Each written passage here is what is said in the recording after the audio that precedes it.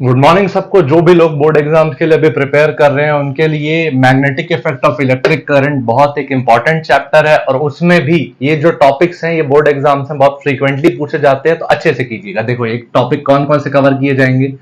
First, Biot-Savart law cover किया जाएगा। Biot-Savart law का यूज करके हम देखेंगे calculation of magnetic field on the axis of circular loop. Second चीज हम देखेंगे एम्पियर सर्किचुअल लॉ। इससे हम देखेंगे calculation of magnetic field for a straight conductor. तीसरी जो चीज हम लोग देखेंगे वो क्या रहेगा, मैग्नेटिक मूवमेंट। और मैग्नेटिक मूवमेंट का यूज करके हम क्या निकालेंगे, टॉर्क। और टॉर्क पढ़ने के बाद हम उसका एप्लीकेशन देखेंगे मूविंग कॉइल गैल्वेनोमीटर में। एक लास्ट टॉपिक हमारे पास बचता है, कौन सा, force between two moving charges. ठीक है, मूविंग चार्जेस पे फोर्स का वीडियो ऑलरेडी मैंने बना रखा है, वो इससे पहले आपको मिल जाएगा। और जो ओरस्टेड एक्सपेरिमेंट है और डायरेक्शन ऑफ मैग्नेटिक फील्ड के लिए भी एक वीडियो बना रखा है, ठीक, तो उस पर देख सकते हैं। और अभी इन टॉपिक्स के साथ मूव ऑन करते हैं। ठीक है, चलो चालू करते हैं। हम लोग अभी देखने वाले हैं बायोट-सावर्ट लॉ। ठीक है, किसके लिए यूज होगा, magnetic field due to current carrying conductor. जैसे ये कंडक्टर है, कर्व्ड है, इस पे हमको मैग्नेटिक फील्ड निकालनी है, किस पॉइंट पे, पी पॉइंट पे। ठीक है, तो जो मैग्नेटिक फील्ड होगी उसकी डिपेंडेंसी किस किस चीज पे होगी, पहला कितना करंट है, दूसरा कितना लेंथ है, तीसरा ये जो एलिमेंट है इसकी डायरेक्शन क्या है, ये इसके और ये जो पॉइंट है इसके बीच में एंगल क्या है, sine theta, sine of angle between element and the point P.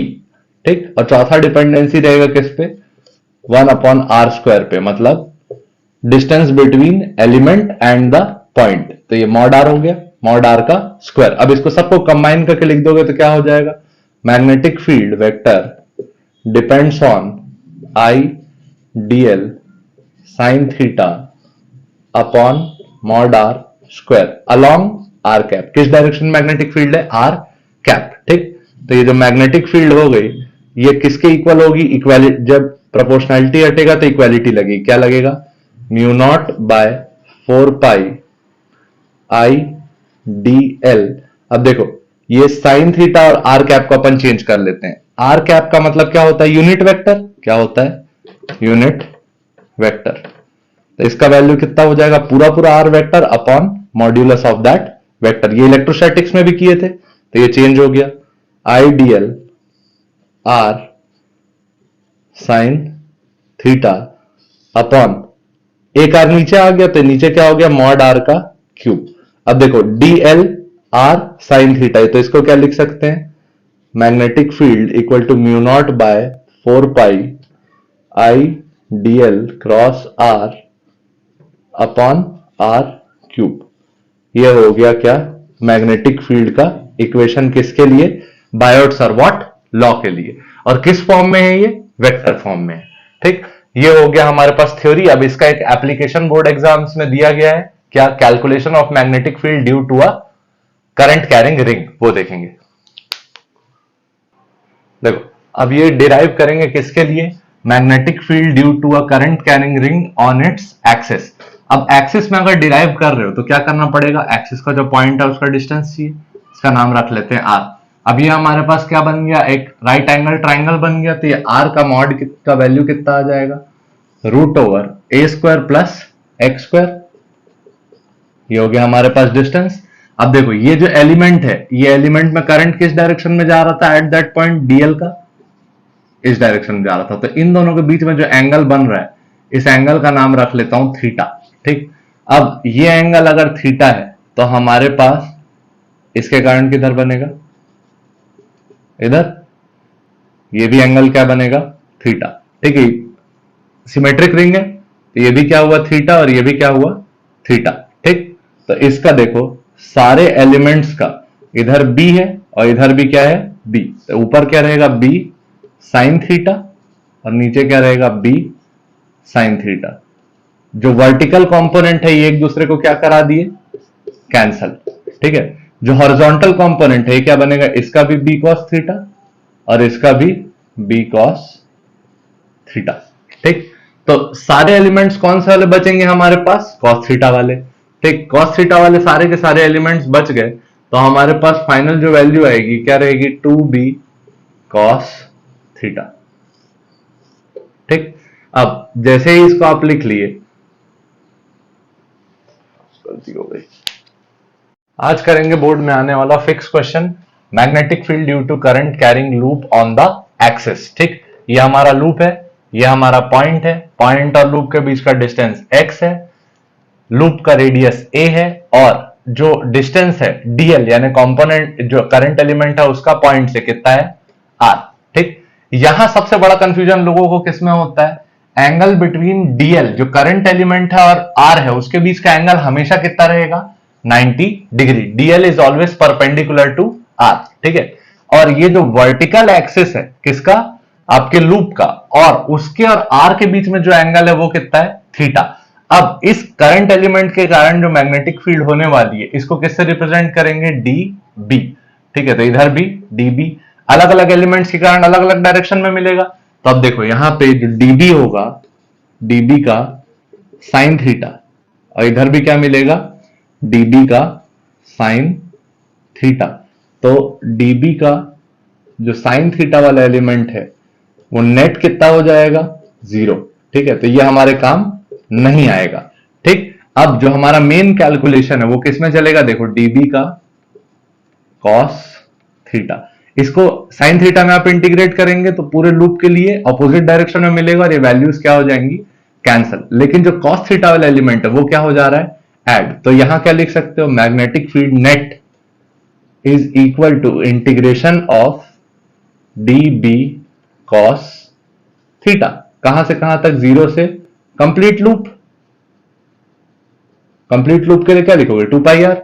अब देखो डीबी का वैल्यू क्या डालते हो, mu naught by 4 pi I DL cross R upon R cube लिखते हो, इंटू कॉस थीटा, इसका इंटीग्रेशन। ठीक है, एक स्टेप और बढ़ाते हैं, जितने भी कांस्टेंट टर्म्स है सबको बाहर कर लेते हैं, ये mu naught by 4 pi I DL, ये बाहर आ गए सारे, आई डीएल अंदर रहेगा, आई कॉस थीटा भी कांस्टेंट है, तो जो बचा क्या क्या बचा, देखो अंदर डीएल बचा, क्रॉस आर बचा।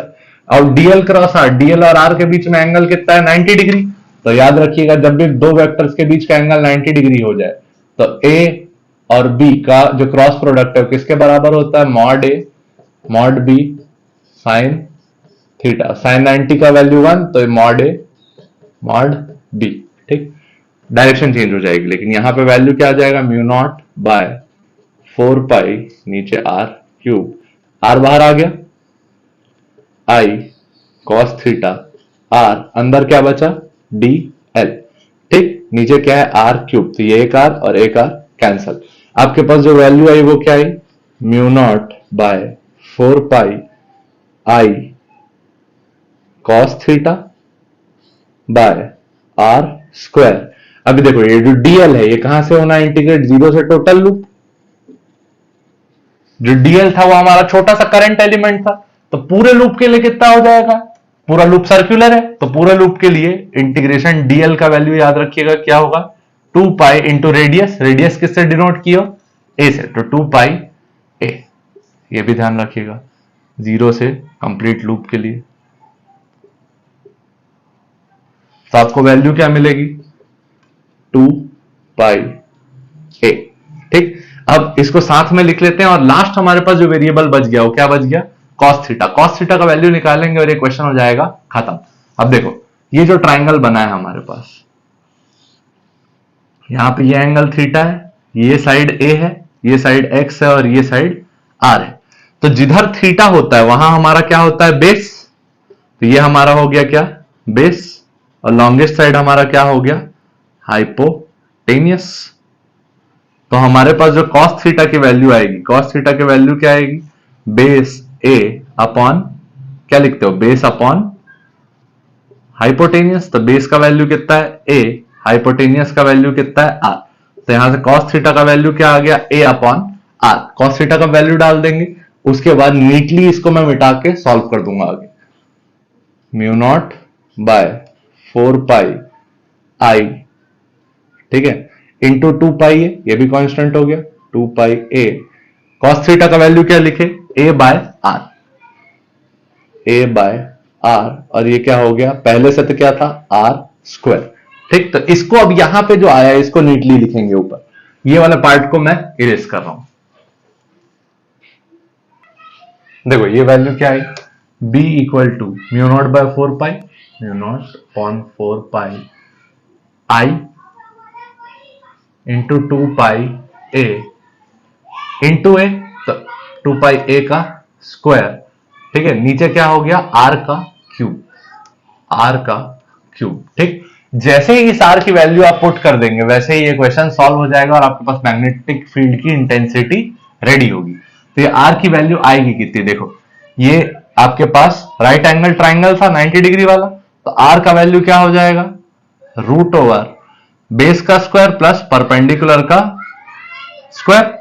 बेस का वैल्यू क्या है a, परपेंडिकुलर का वैल्यू x, तो a स्क्वायर प्लस x का स्क्वायर। ठीक है, तो ये आ गया r का वैल्यू, r की वैल्यू क्या डालेंगे, root over a square plus x square. तो यहां से मैग्नेटिक फील्ड का फाइनल आंसर आ गया mu naught I upon 4 pi into 2 pi A का स्क्वायर अपॉन आर का वैल्यू क्या आया, root over A square plus x square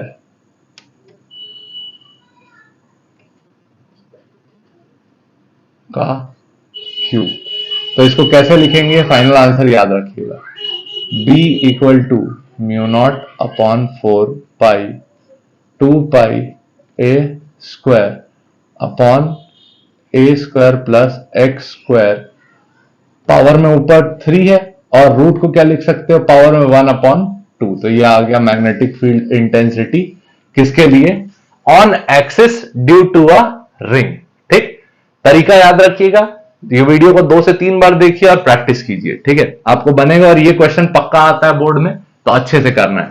ठीक, अब इसके कुछ स्पेशल केसेस होते हैं वो आगे देखेंगे। ये हमारे पास फॉर्मूला हो गया mu naught I 2 pi A square upon 4 pi A square plus x square power 3/2। तो अब देखो ये किस पॉइंट के लिए, किसी भी पॉइंट पे जो एक्सिस पे है। ठीक, एक्सिस के सारे पॉइंट्स के लिए ये वैल्यू फिक्स है, लेकिन हमारे पास जो स्पेशल केस बनता है वो क्या होता है, सेंटर के लिए, at centre of the ring. तब देखो ये लेंथ को आप क्या बोल रहे थे, x, अगर सेंटर पे आ गए और सो एट सेंटर x बराबर क्या हो जाएगा 0, x कुछ है ही नहीं, देखो ये लेंथ खत्म हो गई। तो at centre x equal to 0 डालेंगे तो मैग्नेटिक फील्ड की वैल्यू क्या आएगी, निकालते हैं। देखो mu naught by 4 pi I into 2 pi A square upon A square plus 0 का स्क्वायर पावर में 3/2। फिर से लिख लेते हैं, mu naught upon 4 pi I 2 pi A square upon A square बस बचा, ए स्क्वायर पावर 3/2। तो यहां से देखो ये ए स्क्वायर और इसका अंडर रूट हट गया, तो ये और ये कैंसल, आपके पास मैग्नेटिक फील्ड की वैल्यू क्या बची, mu naught I 2 pi A square divided bye, देखो ये ए अंदर बचा था और इसका क्या होना है, क्यूब, तो 4 पाई ए का क्यूब। ठीक, तो ये ए स्क्वायर और इसका क्यूब हट गया। अब आपके पास जो फाइनल वैल्यू बची, ये 2 पाई को भी फाइनली काट ही देते हैं, 1 और ये 2। तो मैग्नेटिक फील्ड की वैल्यू सेंटर पे क्या आई, mu naught I upon 2 A. देखो कितनी सिंपल वैल्यू आई, mu naught I upon 2 A, mu naught I upon 2 A. B at centre क्या लिखते हो, mu naught I upon 2 A. और ये किसके लिए है, मैग्नेटिक फील्ड एट एक्सिस।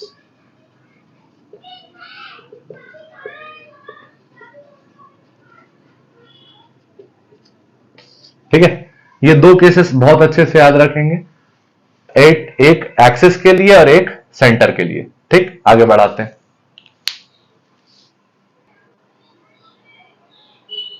इसको नोट कर लीजिए, इसके बाद काम आगे बढ़ा।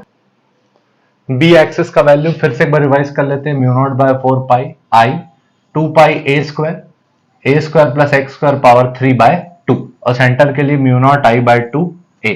ठीक है, एक केस और रहेगा, वो बस याद रखने के लिए रहेगा, अगर जरूरत पड़ी तो यूज करेंगे। ठीक है, B due to arc.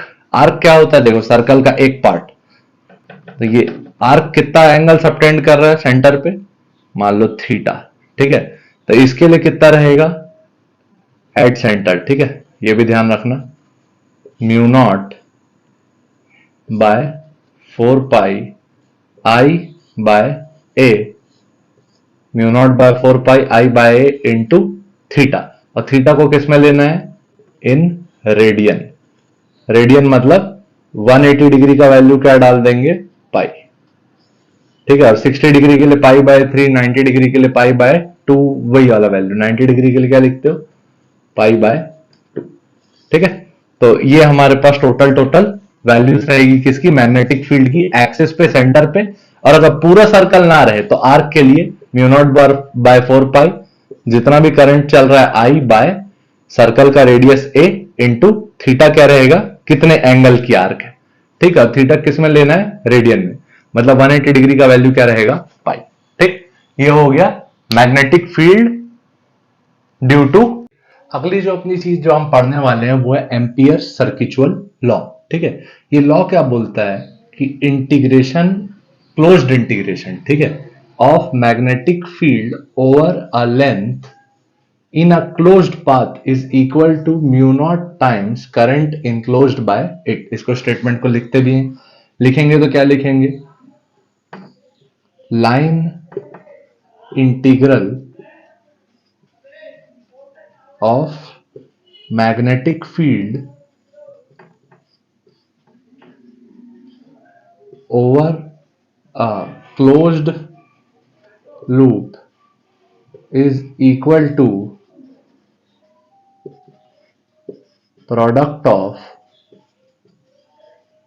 mu naught and current enclosed by the loop। देखो अब इसका मतलब क्या हुआ कि जैसे कि ये एक करंट है, इसके अराउंड मैंने एक इसका मैग्नेटिक फील्ड लूप इमेजिन कर लिया। हम जानते हैं स्ट्रेट करंट कैरिंग वायर के लिए जो मैग्नेटिक फील्ड होती है वो कैसा बनाता है, क्लोज्ड सर्कल्स। ठीक है, तो ये करंट है, तो इस मैग्नेटिक फील्ड का अगर एक छोटा सा कंपोनेंट लूं मैं डीएल, तो अगर इस मैग्नेटिक फील्ड को इस पूरे कंपोनेंट के ऊपर इंटीग्रेट किया जाए, integration of B dot DL is equal to कितना होगा, mu naught times the current enclosed by it. ये है हमारा क्या, एम्पियर सर्किचुअल लॉ। और इसका यूज करके we can find magnetic field for some cases very easily। ठीक, आगे देखेंगे। ठीक, आगे बढ़ाते हैं और हम लोग देखेंगे application of Ampere's law on a straight current carrying conductor, कितने लेंथ के, इनफाइनाइट लेंथ वाले। ठीक है, इसका यूज मेनली किसके लिए होगा, मैग्नेटिक फील्ड कैलकुलेशन के लिए। तो मान लो इस लाइन करंट के लिए आपको क्या निकालना है, एक आर डिस्टेंस पे मैग्नेटिक फील्ड कैलकुलेट करनी है। तो आर डिस्टेंस पे बी मैग्नेटिक फील्ड है मान लीजिए। ठीक, और magnetic field for a straight current conductor कैसा बनाता है, क्लोज्ड सर्कुलर लूप्स। ठीक, इस डायरेक्शन में तो इधर चला गया। ठीक, इसमें एक छोटा सा एलिमेंट मान लिया हमने क्या, डीएल। ठीक, तो एम्पियर सर्किचुअल लॉ क्या बोलता है, closed integral of B dot DL is equal to mu naught into कितना करंट जा रहा है, आई। ठीक, तो ये आ गया स्टेटमेंट। अब देखो बी हमारे पास इस पॉइंट के लिए क्या है, कांस्टेंट, तो इंटीग्रेशन के बाहर आ जाएगा। डीएल का इंटीग्रेशन क्लोज्ड वाला इक्वल टू क्या आया, म्यू नॉट इनटू आई। अब देखो इस डीएल का इंटीग्रेशन करोगे और पूरे सर्कल के ऊपर चलाओगे तो इस पूरे सर्कल की लेंथ आएगी, और इस पूरे सर्कल की लेंथ को क्या बोलते हो, सरकमफेरेंस। और सरकमफेरेंस की वैल्यू क्या है, 2 पाई आर। तो b dot 2 pi R equal to क्या आया, म्यू नॉट इंटू आई। तो b की वैल्यू यहां से क्या आ गई, mu naught I by 2 pi R. और ये हमारे पास वैल्यू रहेगी किसकी, magnetic field at r distance from a straight infinite current carrying conductor. ठीक है, mu naught I by 2 pi R. ठीक है, आगे बढ़ाते हैं। इसके बाद ये हो गया हमारे एम्पियर सर्किचुअल लॉ का जो क्वेश्चन आता है उसका एप्लीकेशन। आगे इसके बाद बढ़ाएंगे तो इसी लाइन करंट के लिए हमारे पास दो और केस होते हैं। एक इनफाइनाइट की जगह सेमी इनफाइनाइट हो जाए और सेमी इनफाइनाइट की जगह फाइनाइट हो जाए। उसके लिए हम फॉर्मूला कैलकुलेशन तो नहीं देखेंगे लेकिन फॉर्मूला जरूर याद रखेंगे। ठीक है, और थोड़ा बहुत एप्लीकेशन देखेंगे। अब देखो हमारे पास मान लो इतने ही लेंथ का एक कंडक्टर है, ठीक है, जिसकी फाइनाइट लेंथ है और हमको एक आर डिस्टेंस पे मैग्नेटिक फील्ड पता करनी है।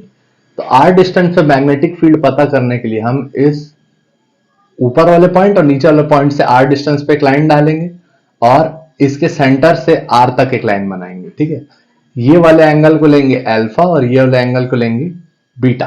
ठीक है, यहां अगर आई करंट चल रहा है तो मैग्नेटिक फील्ड की वैल्यू होगी mu naught by 4 pi I by R sine alpha plus sine beta. ठीक है, ये मैग्नेटिक फील्ड की जनरल वैल्यू रहेगी फाइनाइट कंडक्टर के लिए।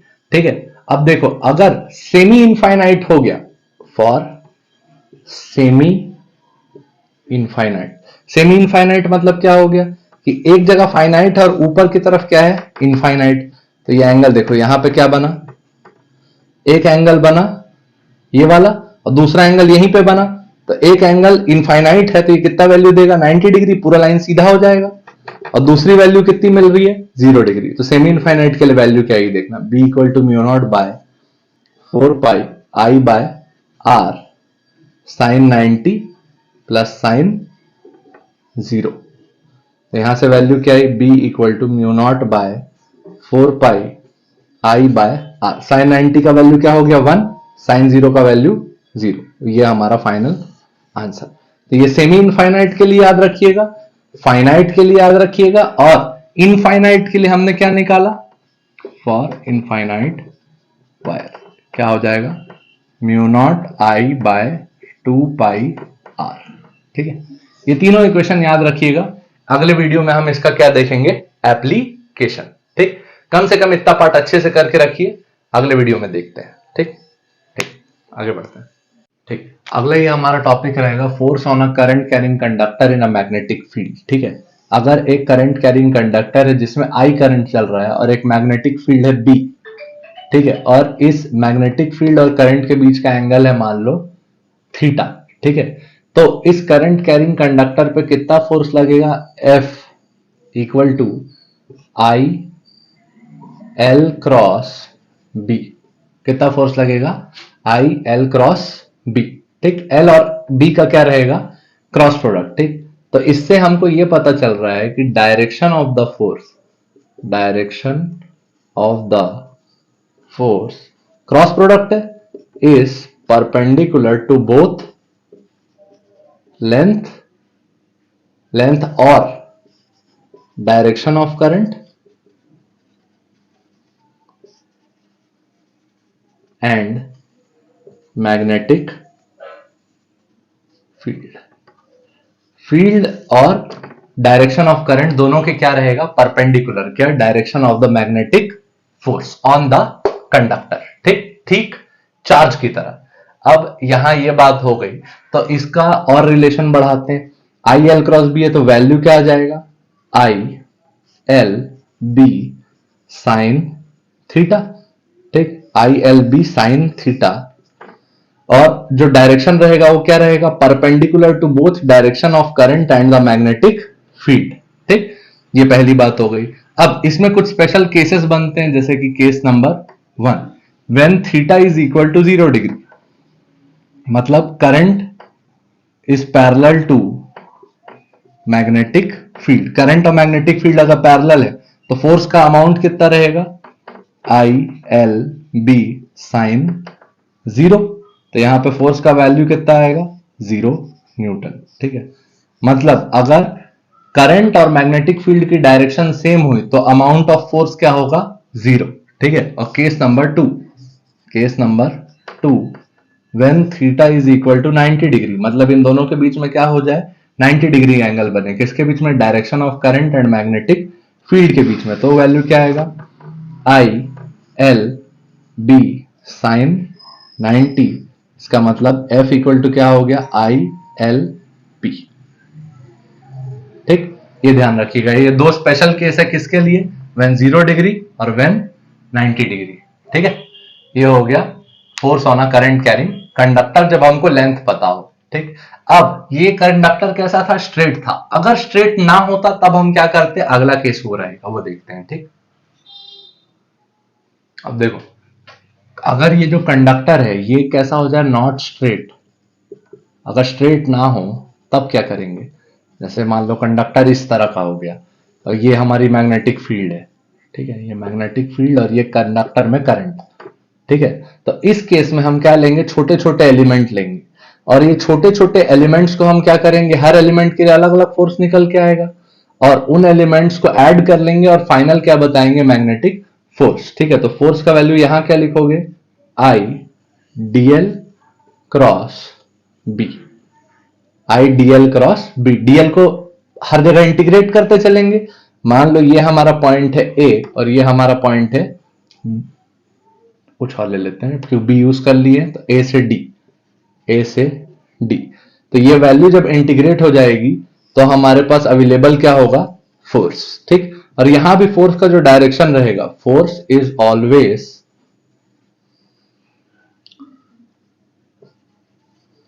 Perpendicular to current and magnetic field, ये ध्यान रखिएगा।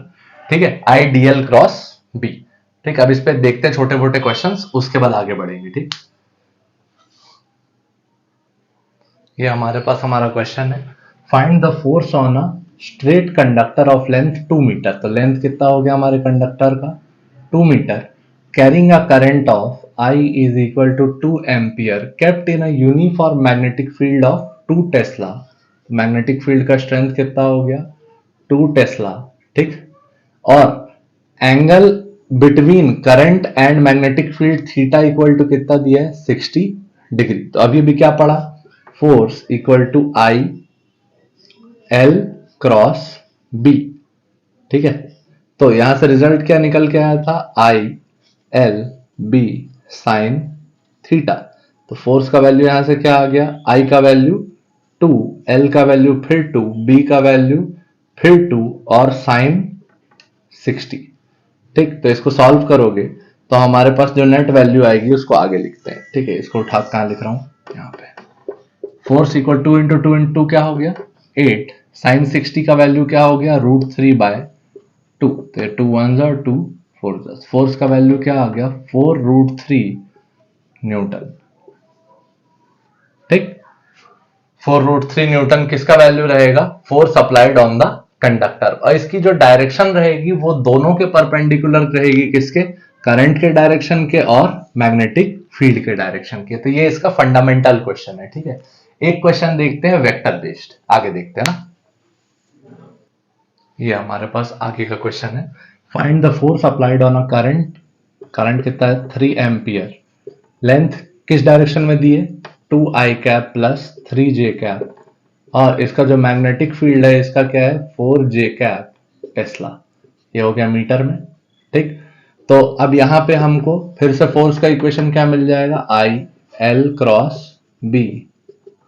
तो आई का वैल्यू कितना, 3, एल का value 2i cap plus 3j cap cross B का वैल्यू 4j कैप। तो आई का जे के साथ होगा तो क्या मिलता है, आई जे के, आई का जे के साथ के। तो यहां से फोर्स का वैल्यू क्या मिला, 3 इंटू 3 टू 2 इंटू 4 क्या हो गया, 8 आई कैप क्रॉस जे कैप प्लस 3 इंटू 4 12 जे कैप क्रॉस जे कैप। अब जे कैप क्रॉस जे कैप जीरो हो जाएगा, हम जानते हैं क्रॉस प्रोडक्ट पैरेलल वेक्टर्स का क्या होता है, जीरो। तो इसको मैं आगे लिख रहा हूं ऊपर, फोर्स इक्वल टू कितना हो जाएगा, ये value zero, J cap dot J cap, I dot J क्या मिलेगा हमको, के तो 3 इंटू 8 के कैप न्यूटन। तो यहां से फोर्स की हमारी वैल्यू कितनी आ गई, 8 3 24 के कैप न्यूटन। ये हमारे पास नेट फोर्स आया ऑन द कंडक्टर। और ये आप देख पा रहे होगे, देखो लेंथ किस में थी, आई जे में, मैग्नेटिक फील्ड किस में थी, सिर्फ जे में, और जो हमारा फोर्स आया वो किस में आया, के में। तो आई जे के प्लेन और जे के प्लेन के क्या है हमारा जो फोर्स, परपेंडिकुलर। ठीक है, तो ये हो गया हमारा थर्ड क्वेश्चन। अब आगे फिर बढ़ाते हैं। इसके बाद हमारे पास एक नोट वाला पॉइंट रहेगा, और नोट वाला पॉइंट क्या बोलेगा, force on a closed current carrying loop in a uniform magnetic field is always zero। ठीक है, अगर क्लोज्ड लूप है तो F इक्वल टू क्या लिखते हो, I integration dl cross b। तो यहां पे जो इंटीग्रेशन होता है dl का जो इंटीग्रेशन होता है वो क्या हो जाता है, zero for a closed loop. तो इसलिए हमको फोर्स की वैल्यू क्या मिलती है, zero for a closed loop in a uniform magnetic field. Non uniform अगर मैग्नेटिक फील्ड होगी तो आपके पास जो फोर्स की वैल्यू मिलेगी वो नॉन जीरो होगी। इन अ नॉन यूनिफॉर्म फील्ड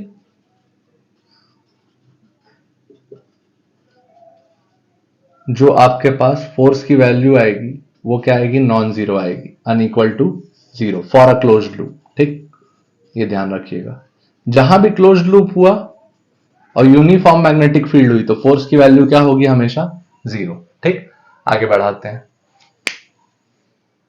ये देख रहे हैं अगला, force on different configuration of a curve. मान लो कंडक्टर है, वो स्ट्रेट की जगह कर्व कर दिया गया या फिर ऐसे कर्व कर दिया गया, तो तीनों केस में फोर्स देखते हैं। इस केस में देखो मैग्नेटिक फील्ड तीनों केस में मैंने किस डायरेक्शन में ली है, इनसाइड द पेपर। ठीक है, तीनों केस में मैग्नेटिक फील्ड क्या है, इनसाइड पेपर। तो देखो इनसाइड है और लाइन कैसे गई है, ऐसे, तो एंगल अपने आप कितना बना हुआ है, 90 डिग्री। तो थीटा का वैल्यू तीनों में क्या है, 90 डिग्री। तो पहले केस में फोर्स की वैल्यू क्या आएगी, मान लो यहां एल लेंथ का कंडक्टर था, ठीक है, तो यहां क्या आएगा फोर्स का value, I L B, sine sine 90 का वैल्यू 1। तो इस केस में फोर्स का वैल्यू क्या है, आई एल बी। अब इस केस में आप ध्यान रखिएगा, जो फोर्स है वो सिर्फ और सिर्फ किस पे मैटर करेगा, जो स्टार्टिंग पॉइंट है और एंडिंग पॉइंट है, किस पाथ से करंट गया है इस पे डिपेंड नहीं करेगा। तो यहां पे फोर्स का वैल्यू क्या लिखोगे, आई एल का वैल्यू यहां देखो क्या है, सेमी सर्कल है तो इधर है, तो इधर भी क्या, ए। तो ये क्या हो गया, I two A into magnetic field कितना है, बी। तो F equal to I two A into B. ठीक, और इस केस में मैग्नेटिक फोर्स का वैल्यू क्या रहेगा, आई, इस बार लेंथ कितना है, देखो यहां से यहां तक में पॉइंट ए से पॉइंट बी, इनिशियल से फाइनल पॉइंट बस देखना है, इनिशियल से फाइनल पॉइंट में डिस्टेंस कितना है, डी, और बी, आई डी बी। और तीनों केस में थीटा का वैल्यू क्या है, 90 डिग्री। तो साइन थीटा का वैल्यू क्या आ जा रहा है, 1। ठीक, यहां भी थीटा का वैल्यू क्या है, 90 डिग्री। ये बस ध्यान रखना कि magnetic force depends only on the length of the conductor, not the curves. Force depends on the length vector, length vector. अब देखो वेक्टर था इसीलिए बोल रहे हैं कि सिर्फ इनिशियल पॉइंट और जो फाइनल पॉइंट है हमारा ए और डी, मान लो ए से डी तक जो इनिशियल पॉइंट और फाइनल पॉइंट है सिर्फ वही मैटर करेगा। Force depends on the length vector of the conductor. ठीक है, I L vector cross B vector. तो एल भी वेक्टर है, बी भी वेक्टर है, तो लेंथ वेक्टर पे डिपेंड कर रहा है, इसलिए सिर्फ कौन सी पॉइंट्स मैटर कर रहे हैं, इनिशियल और फाइनल। ठीक, कैसा भी कर्व आ जाए, ठीक, ये ध्यान रखिएगा। इसके बाद हम देखेंगे force between to current carrying conductor. अभी देखो अभी तक कैसा चल रहा था, जो मैग्नेटिक फील्ड थी, अभी तक जो मैग्नेटिक फील्ड थी वो कैसी थी, यूनिफॉर्म। अब देखेंगे जब दो करंट कैरिंग कंडक्टर्स को पास पास रख दे तब क्या होगा।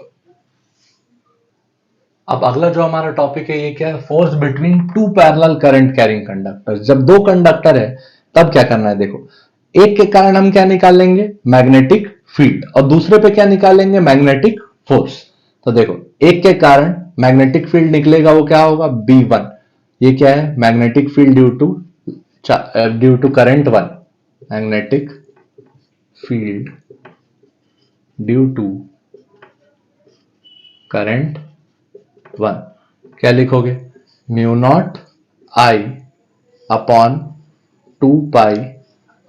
ये हमारे पास वैल्यू था किसके लिए, और r का वैल्यू यहां किससे सब्स्टिट्यूट हो जाएगा, डिस्टेंस कितना है, d, at distance d।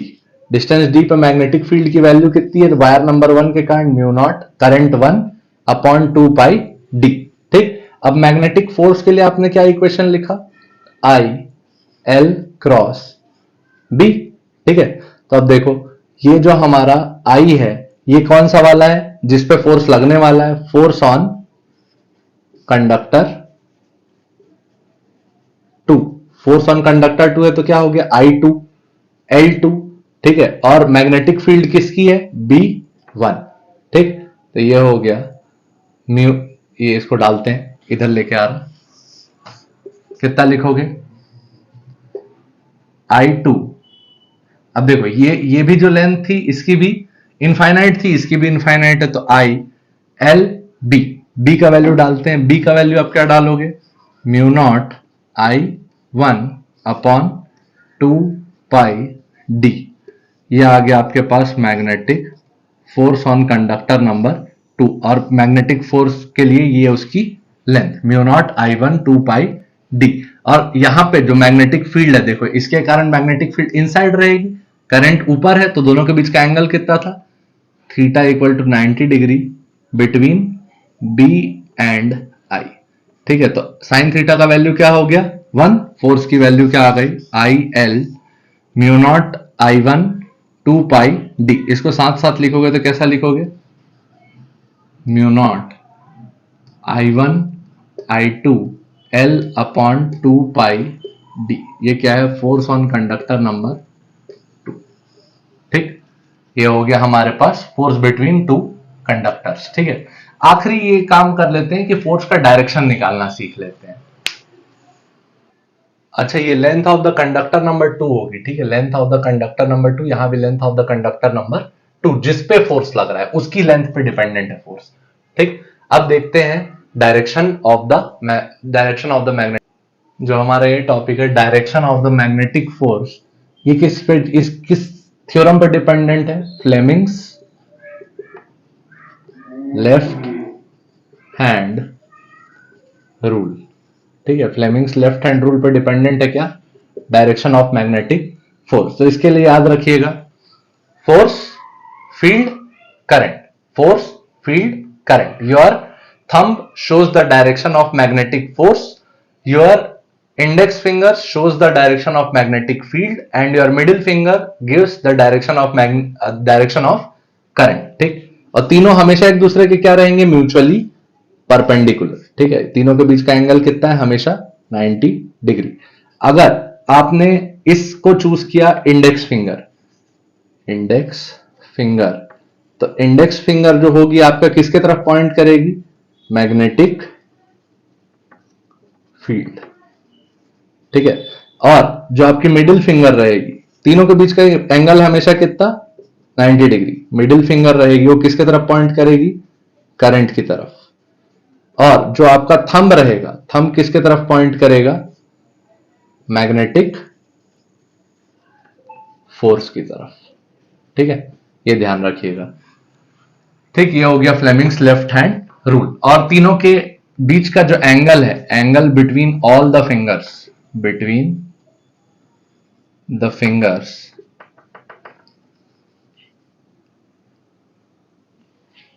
Right hand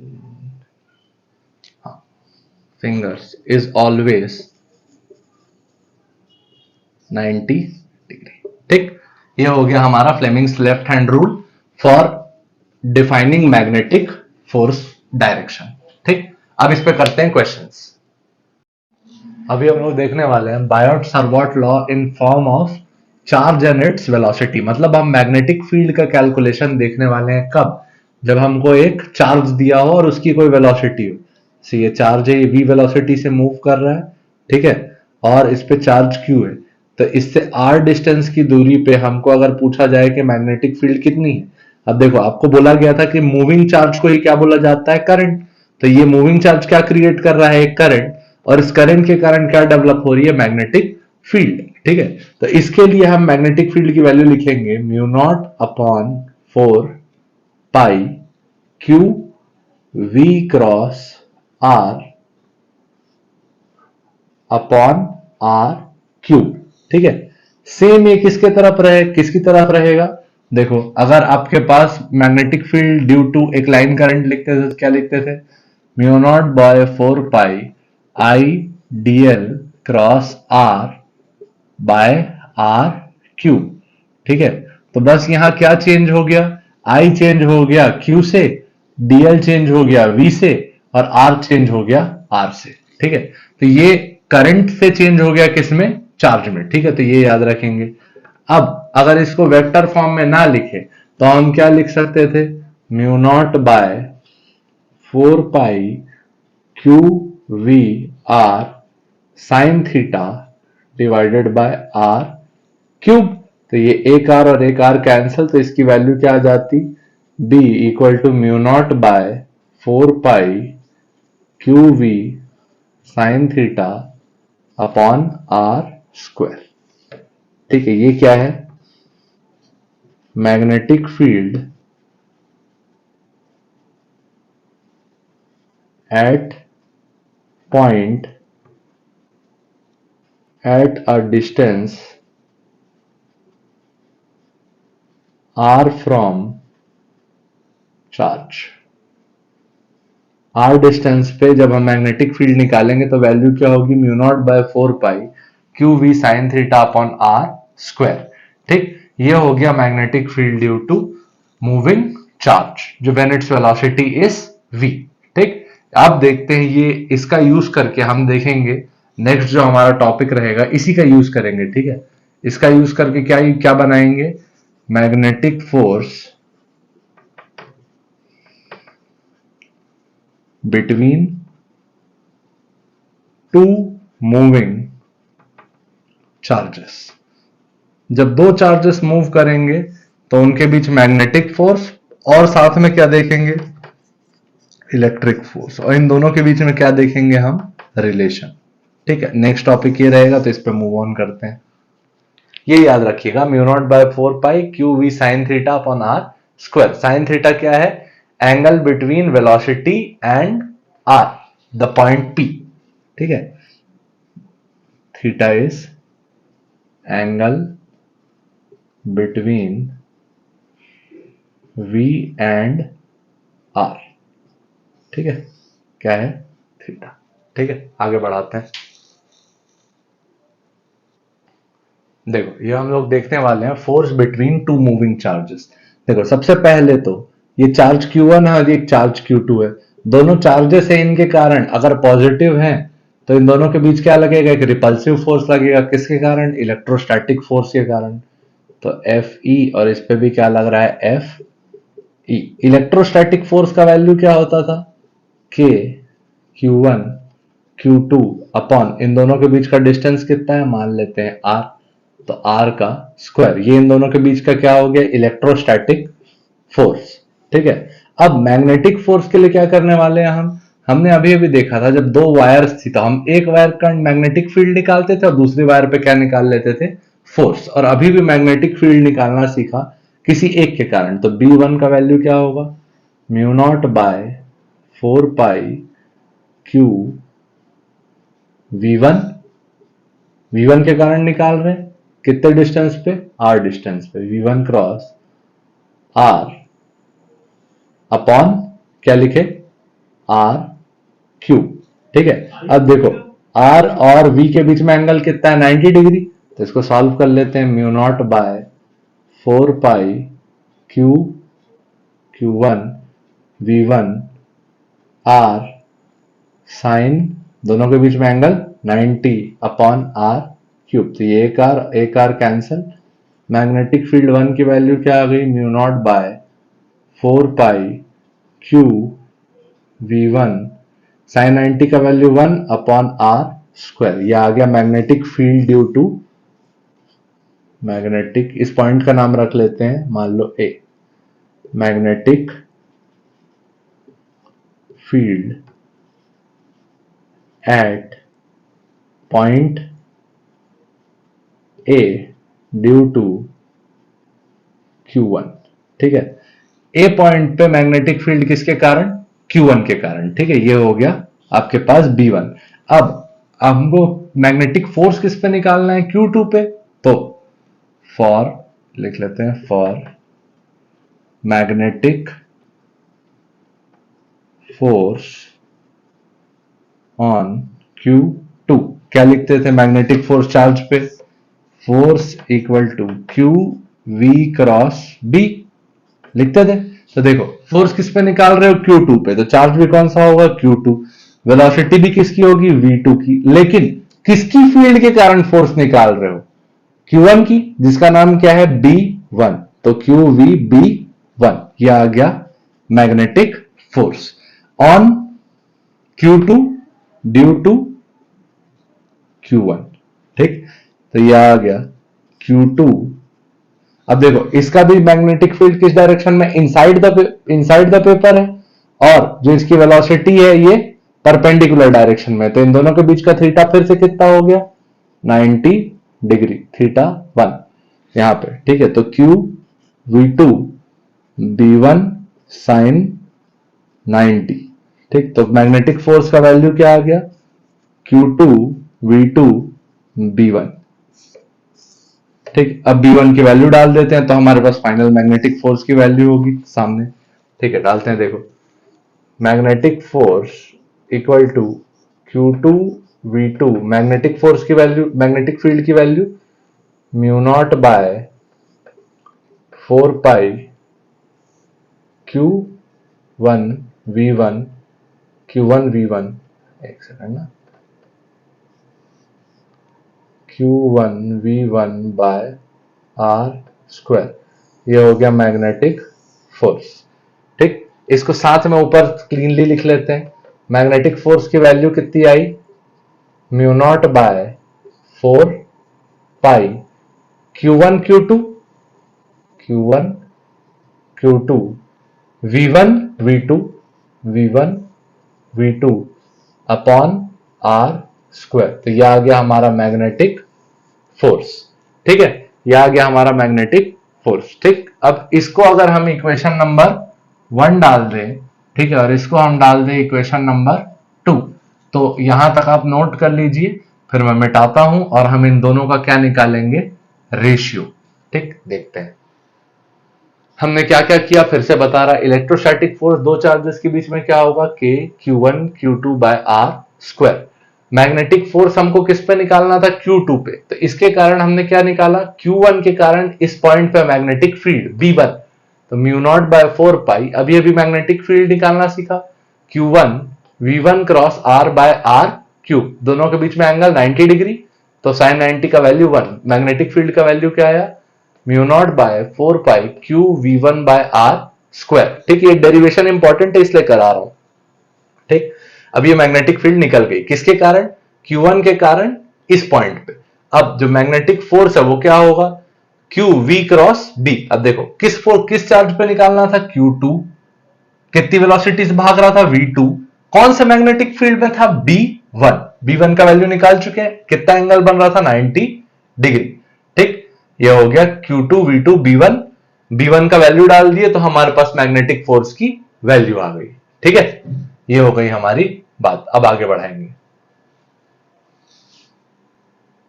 देखो इलेक्ट्रिक फोर्स का वैल्यू क्या था, K Q1 Q2 by are square. Magnetic force का value mu naught by 4 pi Q1 Q2 V1 V2 by are square. हमने अभी अभी क्या बोला था कि 1 को डिवाइड करेंगे किससे, 2 से, कर देते हैं। देखो Fe by F M, electric force upon magnetic force, जैसे किए क्या आएगा, देखो K Q1 Q2 upon are square. ये आगे इलेक्ट्रिक फोर्स के लिए, अब मैग्नेटिक का लिखते हैं, mu naught by 4 pi Q1 Q2 V1 V2 upon are square. तो देखो ये एक आर स्क्वायर, ये एक आर स्क्वायर सेम हो गया और सेम पोजीशन में। इसको एक काम कर लेते हैं, पहले रीअरेंज करके लिख लेते हैं। कौन सा फॉर्मेट बन रहा है मैथ का, ए बाय बी बाय सी बाय डी। तो डी कहां मूव करेगा, ए के पास, सी कहां मूव करेगा, बी के पास। तो electric force upon magnetic force is equal to क्या हो जाएगा, ये आर स्क्वायर ऊपर पहुंच गया, सी वाली चीजें सारी बी के पास पहुंच गई, तो के Q1 के का वैल्यू डाल लेते हैं, 1 upon 4 pi epsilon naught Q1 Q2 upon are square. ये पूरा इलेक्ट्रिक फोर्स हो गया। अब उसके बाद ये वाली वैल्यूज कहां मूव की, यहां पे क्या क्या मूव किया, mu naught Q1 Q2 V1 V2, ठीक, ये यहां मूव कर गया आर स्क्वायर के साथ, और ये 4 पाई आर स्क्वायर कहां मूव कर गया, ऊपर। तो ये 4 pi cancel, R square cancel, Q1 Q2 cancel. ठीक है, आपके पास टोटल क्या क्या वैल्यू बची, देखो आपके पास वैल्यू बची F E by F M equal to, ऊपर सारी वैल्यू कैंसिल हो गई, नीचे क्या क्या बचा, 1 upon epsilon not mu naught V1 V2। ठीक, यहां तक आप नोट कीजिए। इसके बाद एक रिलेशन और बताऊंगा, वो बहुत इंपॉर्टेंट रिलेशन रहेगा, तो ध्यान रख के आगे सॉल्व करेंगे। ठीक है, यहां तक पहले कर लीजिए, अच्छे से कीजिए, फिर आगे बढ़ाएंगे हम। ठीक, हाँ, तो देखो जिस रिलेशन की मैं बात कर रहा था, ये ध्यान रखिएगा, C is equal to 1 upon root over mu naught into epsilon naught. ये म्यू नॉट क्या है, मैग्नेटिक परमिएबिलिटी, ठीक, और ये क्या है, इलेक्ट्रिक परमिटिविटी। और ये C क्या है, speed of light in vacuum, speed of light in vacuum. ठीक, ये हमारे पास रिलेशन होता है, और इस पे क्वेश्चन भी आते हैं, तो ये चीज ध्यान रखिएगा। ठीक, तो यहां से हमको ये म्यू नॉट एप्सिलॉन नॉट की वैल्यू मिल सकती है। देखो ये रूट को इधर थ्रो करोगे तो वैल्यू क्या बन जाएगी, 1 upon mu naught epsilon naught equal to क्या हो जाएगा, सी स्क्वायर। रूट उस साइड चला गया, तो ये रिलेशन को हम अप्लाई कर देंगे कहां पे, यहां पे। देखो 1 upon mu naught epsilon not का वैल्यू किससे रिप्लेस हो जाएगा, सी स्क्वायर से। तो यहां पे जो रिलेशन बना हमारे पास वो क्या बना, electric force upon magnetic force is equal to, इसको यहां लेके आ रहे, सी square divided bye V1 V2। ये हमारे पास जो रिलेशन ऑब्टेन हुआ, ये हमको याद भी रखना है और डिराइव करना भी आना चाहिए, जिस प्रोसेस से किया।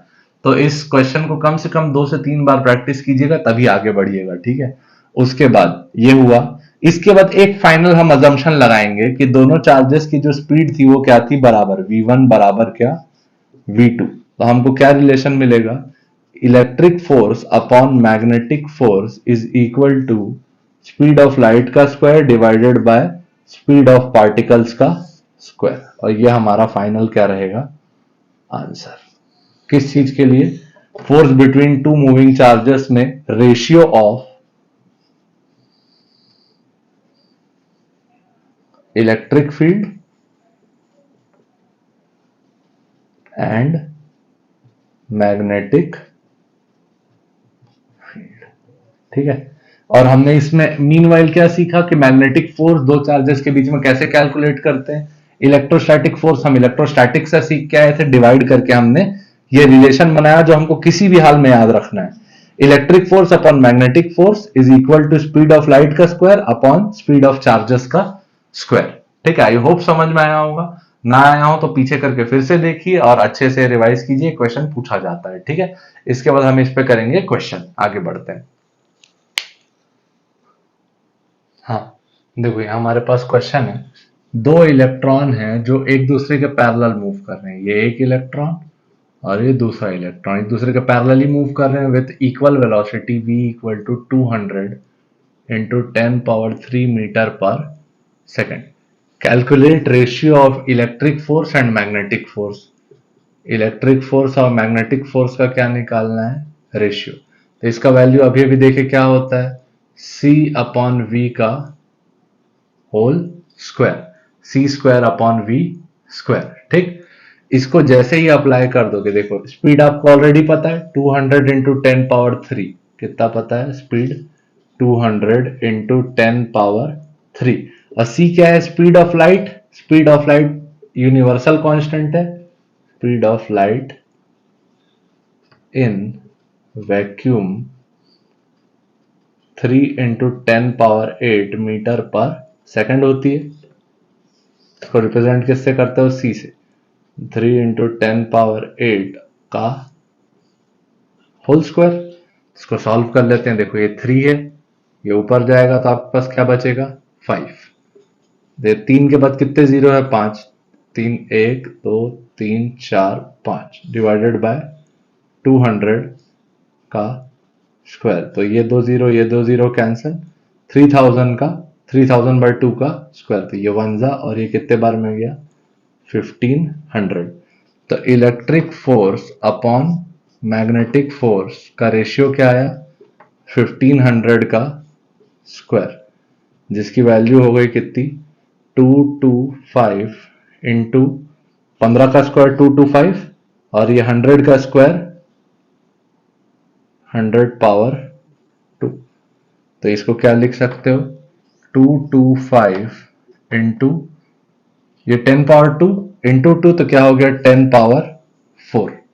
ठीक, ये आ गया रेशियो आपका इलेक्ट्रिक फोर्स और मैग्नेटिक फोर्स का। देखो डिवाइड में क्या है 1। तो इससे हमको ये पता चल रहा है कि जो इलेक्ट्रिक फोर्स है वो मैग्नेटिक फोर्स की तुलना में बहुत ही ज्यादा है।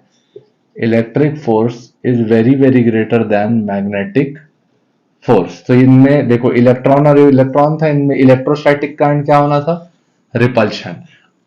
तो Fe की डायरेक्शन क्या होगी आउटवर्ड्स और मैग्नेटिक फोर्स की डायरेक्शन क्या होगी इनवर्ड्स। ये ध्यान रखिएगा, मैग्नेटिक फोर्स सोचना किस डायरेक्शन से आया। ठीक, तो इलेक्ट्रिक फोर्स अगर मैग्नेटिक फोर्स से बहुत ज्यादा है, ठीक है, तो नेट एक रिपेलिंग फोर्स जनरेट होगा। जो रिपेलिंग फोर्स जनरेट होगा उसके कारण दोनों इलेक्ट्रॉन्स किस पाथ में भागेंगे, ऐसे पाथ में भागेंगे, ये इलेक्ट्रॉन और ये भी इलेक्ट्रॉन। ठीक, ये रहा हमारे पास क्वेश्चन। अब हमारे पास लास्ट एक टॉपिक बच गया है मैग्नेटिक मूवमेंट और मूविंग कॉइल गैल्वेनोमीटर। वो अपन लास्ट वीडियो में कवर करेंगे और हमारा पूरा पूरा टॉपिक खत्म। फिर PYQ क्वेश्चन बनाएंगे और magnetic effect of electric current हमारा क्या हो जाएगा खत्म। ठीक, थैंक यू, गुड इवनिंग। आज अपना टॉपिक रहेगा मैग्नेटिक डाइपोल मूवमेंट। ठीक है, मैग्नेटिक डाइपोल मूवमेंट सबसे पहले एक कैसी क्वांटिटी है, वेक्टर क्वांटिटी है, मतलब मैग्नीट्यूड डायरेक्शन दोनों होगा। इसको रिप्रेजेंट करेंगे m वेक्टर से। इसकी वैल्यू होगी NIA। क्या होगी NIA, I इंटू A। अगर n क्या है, नंबर ऑफ टर्न्स, क्या है number of turns in a current loop. ये क्या है I, current flowing through the loop, और A क्या है एरिया ऑफ द लूप। ठीक है, अब इसकी जो डायरेक्शन रहेगी, डायरेक्शन किधर रहेगी, towards the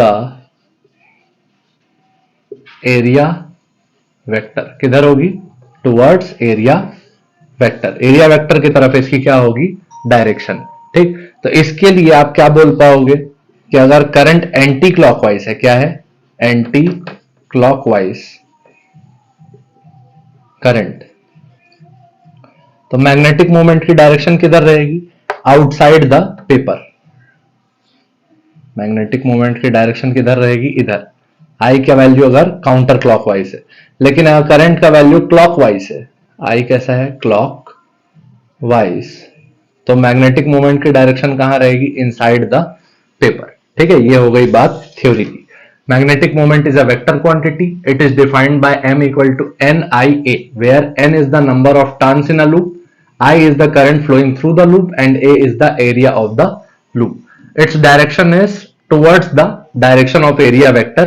If the current is counterclockwise or anti-clockwise, तुम्हारा मैग्नेटिक फील्ड किधर रहेगा? Outside the paper. और अगर क्लॉकवाइज रहा तो कहां रहेगा? Inside the paper. अब इस पे क्वेश्चन देखते हैं. देखो यहां हमारा इससे related question, find the magnetic moment. तो मैग्नेटिक मोमेंट जैसे ही सुना क्या हमारे दिमाग में बात आई? m equal to N I A for area, ठीक, of a thin round loop. एक लूप की बात कर रहे हैं तो n का वैल्यू कितना हो गया? 1. ठीक है, विथ अ करंट का मैग्नीट्यूड नहीं दिया है, ठीक है. And radius of the loop is 100 millimetre. Radius कितना दिया है?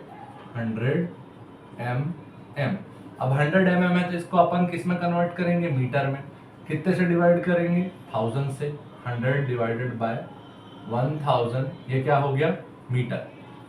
100 mm equal to 100 upon 1000 metre. तो 2 0 कितना आया? 1/10 मीटर.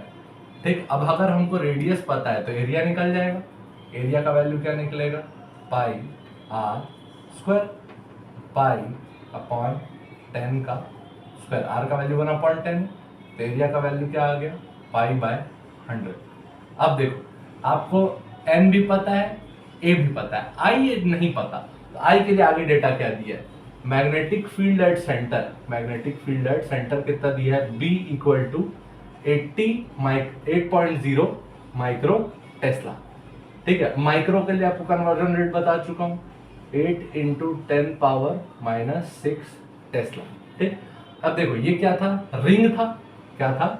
रिंग था या फिर लूप था? तो लूप के सेंटर पे हमने मैग्नेटिक फील्ड क्या पढ़ रखी है? B equal to mu naught I by 2r. ठीक, ये फॉर्मूले याद रखना बहुत इंपॉर्टेंट है इस चैप्टर के लिए. ठीक है, तो देखो B का वैल्यू हमको पता है कितना? 8 इंटू 10 पावर माइनस 6. ठीक है, equal to mu naught by 2r into I. देखो अब ये सारे टर्म्स हमको पता है. म्यू नॉट की वैल्यू पता है, r की वैल्यू पता है, आई की वैल्यू निकल जाएगी. यहां से आई की वैल्यू क्या आएगी? 8 into 10 power minus 6 into 2r bye mu not. Value आखिर में डालूंगा. ठीक है, ये आ गया आई का वैल्यू. अब देखो, अब आपको आई भी पता है, ए भी पता है और एन भी पता है. तो मैग्नेटिक मोमेंट क्या लिखोगे? m equal to N I A. N का वैल्यू 1, आई का वैल्यू ये 8 इंटू 10 पावर माइनस 6 इंटू ये कितना है? आई का वैल्यू इंटू 2r. आर का वैल्यू 1/10. देखो 1/10. ठीक है, divided by mu naught into आपका एरिया का वैल्यू कितना आया? Pi by 100. Pi by 100. ठीक, ये आ गया आपका मैग्नेटिक मोमेंट. अब इसको कैलकुलेट करते हैं. मेरे पास स्पेस नहीं है तो मैं क्वेश्चन को मिटाने वाला हूं. ठीक है, एक सेकंड. ठीक, आगे बढ़ाते हैं, इसको साफ सुथरा लिखते हैं. m का वैल्यू यहां से कितना आएगा? 8 into 2 16 into 10 power minus 6 divided by mu naught into ये दोनों को मल्टीप्लाई मैं कर चुका हूं. ये 10 इसके साथ मल्टीप्लाई क्या हो गया? Pi upon 1000. ठीक, अब म्यू नॉट की वैल्यू डाल देते हैं. देखो म्यू नॉट बाय 4 पाई की वैल्यू होती है कितनी? 10 पावर माइनस 7. यहाँ से म्यू नॉट की वैल्यू क्या आ गई? 4 पाई इंटू 10 पावर माइनस 7. ठीक, म्यू नॉट की वैल्यू डाल देते हैं तो वैल्यू कितनी आएगी? इसको उठा के डाल दिए किसमें? यहाँ पे. m का वैल्यू आ गया 16 into 10 power minus 6 divided by mu naught की value 4 pi into 10 power minus 7 into pi upon 1 2 3. ठीक, पाई और पाई कैंसल, 4 1 जा 4 4 जा. ठीक, अब ये 10 पावर माइनस 7 ऊपर जाएगा तो m का वैल्यू यहाँ से कितना आ जाएगा? 10 power minus 6 into 10 power minus ऊपर जाके प्लस 7 और डिवाइडेड बाय 1000 था. तो ये भी क्या लिख सकते हैं? 10 पावर माइनस 3 10 पावर 3 ऊपर जाके क्या हो जाएगा 10 पावर -3। सबको ऐड कर लेते हैं तो अपना काम खत्म हो जाएगा। मैग्नेटिक मोमेंट का वैल्यू क्या है 10 पावर -6 + 7 -3। ठीक, अब फाइनल आंसर ऊपर लिख रहा है। ठीक है, यहाँ पे इसके बाद यहाँ से आगे बढ़ा रहा हूँ कहाँ पे लास्ट। मैग्नेटिक मोमेंट का वैल्यू कितना आया 10 पावर -6 + 7 -3। m का वैल्यू कितना हो गया -9 और +7 10 पावर -2। और जो यूनिट होगी वो कितनी होगी देखो, I है करंट एम्पियर इंटू एरिया है कितना metre square, 10 power -2 metre ampere metre square. ये हमारा क्या आ गया आंसर, किस चीज के लिए मैग्नेटिक मोमेंट के लिए। ठीक, क्या क्या किया देखो, NIA था, आई निकालने के लिए क्या यूज किया B = μ0I/2r। ये किसके लिए फॉर्मूला था for circular loop at centre. ठीक है, सेंटर पे सर्कुलर लूप के लिए मैग्नेटिक फील्ड कितनी होती है μ0I/2r। इससे I की वैल्यू निकाले, फिर मैग्नेटिक मोमेंट में सारी वैल्यू डाल दी, लूप का वैल्यू 1, I का वैल्यू ये, और एरिया का वैल्यू कैसे निकाले πr²। ठीक, आई होप समझ में आया होगा। अगले क्वेश्चन में फिर देखते हैं। हमारे पास अगला क्वेश्चन है, find magnitude of magnetic moment of current carrying loop ABCDEFA। ABCDEFA मतलब ये लाइन में कोई करंट नहीं है। Each side of the loop is 10 centimetre long. Her side कितनी लेंथ है 10 centimetre. And the current in the loop is 2 ampere. Current कितना चल रहा है 2 एम्पियर। तो देखो मैग्नेटिक मोमेंट के लिए फॉर्मूला क्या लिखते हो NIA। तो N कितना है 1 क्योंकि एक ही लूप है, I कितना है 2 एम्पियर, लेकिन यहाँ एरिया देखो 2 ठो बन रहा है। एक एरिया कौन सा डायरेक्शन पॉइंट करेगा इधर, और एक एरिया आउटवर्ड। ठीक, तो ये दोनों के लिए हमको अलग अलग कैलकुलेट करना पड़ेगा। ठीक, तो ये अभी थ्योरी हम आगे नहीं लगा सकते, हमको दोनों लूप के लिए अलग अलग निकालना पड़ेगा, लेकिन फॉर्मूला क्या यूज करेंगे सेम। तो देखो ना 2 लूप बनाएंगे फॉर लूप नंबर 1। लूप का नाम रख लेते हैं ABEF। ABEF।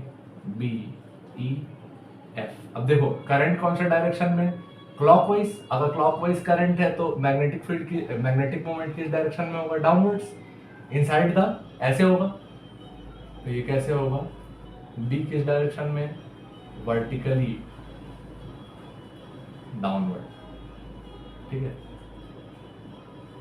कितना लिखोगे 2 एम्पियर करंट है, magnetic moment equal to I कितना है N1, I कितना 2, और एरिया कितना हो जाएगा, ये सेंटीमीटर में, इसको मीटर में बदलेंगे तो 10 सेंटीमीटर बराबर कितना 0.1 मीटर। तो एरिया का वैल्यू लेंथ इंटू ब्रेड्थ, तो 0.1 इंटू 0.1 किसके लिए ABEF वाले लूप के लिए। ठीक है, तो मैग्नेटिक मोमेंट का वैल्यू कितना आ गया 2 इंटू 0.01, वैल्यू कितना आ गया 0.02 एम्पियर मीटर स्क्वायर। कौन से वाले के लिए लूप नंबर 1 के लिए। ठीक है, अब उसके बाद for loop number 2, for loop 2, loop 2 कौन सा है BCDE। अब देखो BCDE के पे लूप कैसा है इस डायरेक्शन में, तो इसमें एक करंट इधर माने थे, ABEF में इधर माने थे, तो नेट करंट 0 हो गया। लेकिन जो ये हमारा लूप है BCDE, इसमें कैसे करंट घूम रहा है इस डायरेक्शन में, तो इसमें देखो किधर जा रहा है फील्ड इनसाइड, किधर गया है वर्टिकली। भी नहीं ना, यहाँ मैग्नेटिक मोमेंट की बात कर रही है, magnetic moment vertically downward, vertically inside the board. क्या मैग्नेटिक मोमेंट कितना वैल्यू देगा हमको M2 equal to NIA। N का वैल्यू 1, I का वैल्यू फिर कितना 2, और A का वैल्यू फिर कितना 10 का 0.1 सेंटीमीटर को मीटर में इंटू 0.1। एरिया कितना आएगा length into breadth 0.1 into 0.1। Magnetic moment का वैल्यू आ गया फिर से 0.02 एम्पियर मीटर स्क्वायर। अब देखो एक फील्ड कौन सा डायरेक्शन में, वर्टिकली डाउनवर्ड, और एक फील्ड कौन सा डायरेक्शन में, वर्टिकली इनसाइड। तो दोनों के बीच का एंगल कितना बना, 90 डिग्री। और ये एक वेक्टर है, ये दूसरा वेक्टर है, ये m1 और ये m2। ठीक, तब दो वेक्टर्स है जिनके बीच में एंगल 90 डिग्री है, उनको जोड़ने का तरीका क्या रहता है, m net equal to root over m1 square plus m2 square.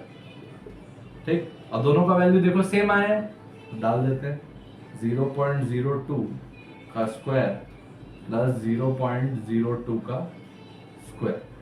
ठीक, इसको सॉल्व करोगे तो क्या हो जाएगा, रूट ओवर 2 टाइम्स 0.02 का स्क्वायर। ठीक, तो 0.02 बाहर आ गया, 0.02 रूट 2 एम्पियर मीटर स्क्वायर। ये हमारा फाइनल मैग्नेटिक मोमेंट के लिए आंसर है। ठीक, ये हो गया ये वाला क्वेश्चन। इसके बाद हम देखेंगे torque on a closed loop. Torque देखेंगे जैसे कि डाइपोल के लिए देखा था, अब मैग्नेटिक डाइपोल के लिए देखेंगे। ठीक, अभी देखने वाले हैं आप torque on a current carrying loop. ठीक, देखेंगे, देखो ये आप देखने वाले हैं force and torque on a current carrying loop. तो यहां आपको पहले ही बता चुका हूं, for a closed loop in a uniform magnetic field, force कितना होता है, 0। लेकिन इसी में यूनिफॉर्म मैग्नेटिक फील्ड में अगर रख दिया जाए, यूनिफॉर्म मैग्नेटिक फील्ड में एक क्लोज्ड करंट लूप को रख दिया जाए, तो इस पे टॉर्क लगता है कितना, magnetic moment cross magnetic field. कितना टॉर्क लगता है, magnetic moment cross magnetic field. और इसकी सॉल्व करके वैल्यू क्या आएगा, torque equal to M B sine theta. ठीक है, torque equal to M B sine theta. दो केस हर बार की तरह, केस 1 जब थीटा का वैल्यू कितना हो जाए, 0 डिग्री, तो यह टॉर्क का वैल्यू क्या हो जाएगा, एम बी साइन 0। साइन 0 की वैल्यू क्या होती है, 0, तो टॉर्क का वैल्यू कितना आ गया, 0। लेकिन केस नंबर 2, इसमें क्या हो जाएगा, थीटा का वैल्यू 90 डिग्री, तो टॉर्क का वैल्यू क्या आएगा, एम बी साइन 90, और साइन 90 का वैल्यू क्या होता है, 1। तो टॉर्क का वैल्यू मैक्सिमम कहां पे होगा, 90 डिग्री पे, एम बी। ठीक, और जो टॉर्क की डायरेक्शन होगी, direction of torque is always perpendicular to m यानी magnetic moment and b। m से क्या लिख रहे हैं, मैग्नेटिक